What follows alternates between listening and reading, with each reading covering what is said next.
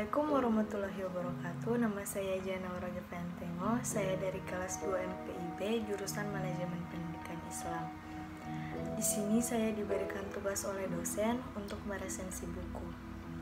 Judul yang saya ambil yaitu Hujan. Judul resensi yang saya ambil dari judul buku yaitu Iklim yang Dikemas Fiksi. Penulis Terelie, penerbit PT Gramedia Pustaka Utama Jakarta, tahun penerbit Jakarta Januari 2016. Jumlah halaman 320 halaman, 13,5 kali 20 cm. Terelie adalah penulis novel kebangsaan Indonesia yang memiliki nama asli Darwis dan lahir di Sumatera Selatan pada tanggal 21 Mei 1979. Anak keenam dari 7 bersaudara yang lahir dan dibesarkan di kampung yang dikelilingi hutan, yaitu Tanda Raja Palembang. Terelie menyelesaikan pendidikan di SDN 2 SMP Negeri 2 Kim Timur, Sumatera Selatan, kemudian melanjutkan ke SMU Negeri 9 Bandar Lampung. Setelah lulus, Terelie melanjutkan pendidikan ke jenjang yang lebih tinggi di Universitas Indonesia, Fakultas Ekonomi, dan mengambil jurusan akuntansi. Berikut adalah karya-karya Terelie. Yang pertama, Rembulan Tenggelam di Wajahmu. Yang kedua, Daun yang Jatuh Tak Pernah Membenci Angin. Yang ketiga, Hafalan Salat Delisa. Yang keempat, Senja Bersama Rosi. Dan Hujan. Sinopsis. Buku ini menceritakan tentang kisah cinta dan perjuangan seorang gadis yang bernama Lail. Saat usianya baru menginjak 13 tahun, ia harus menjadi yatim piatu.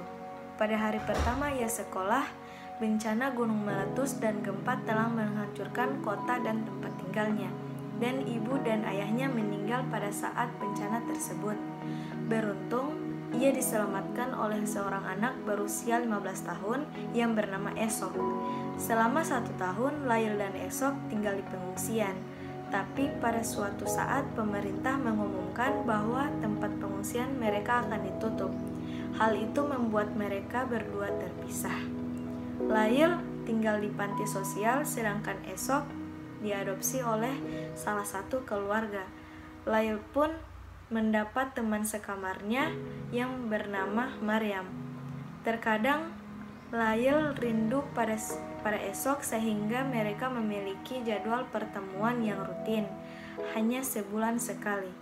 Namun tak lama kemudian, saat Esok harus melanjutkan pendidikannya di ibu kota, dan akhirnya mereka bertemu saat liburan semester saja.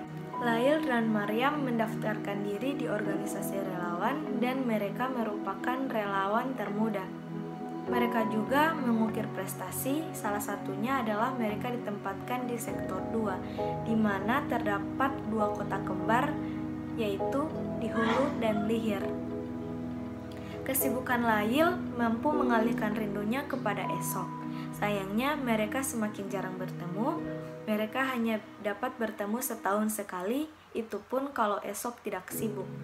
Lail tidak pernah menghubungi Esok.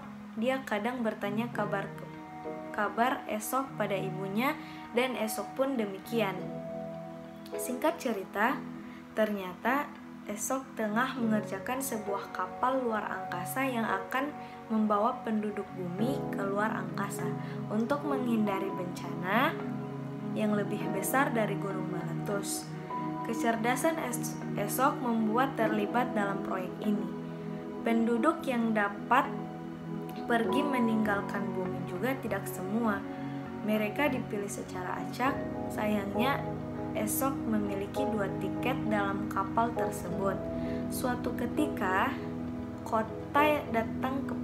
wali kota datang kepada Lail, memintanya untuk memberikan tiket itu kepada Claudia, anak wali kota, apabila Lail mendapatkan tiket itu dari Esok.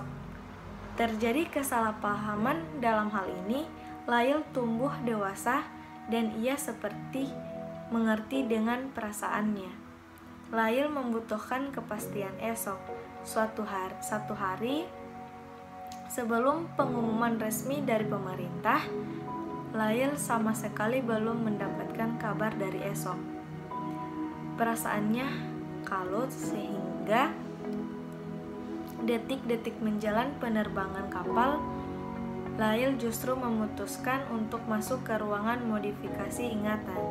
Lail ingin menghilangkan semua bebannya, menghapus dari ingatannya.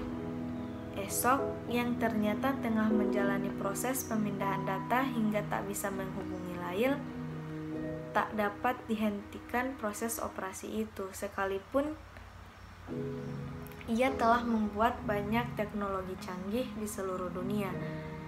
Esok terlambat untuk mencegah Lail melakukan itu. Esok tak ingin Lail melupakannya.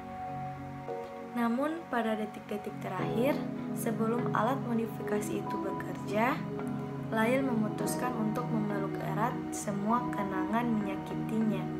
Benang merah yang menandakan kenangan yang menyakitkan telah berubah menjadi benang berwarna biru. Lail tidak melupakan esok. Hari itu juga pemerintah mengumumkan penerbangan kapal luar angkasa.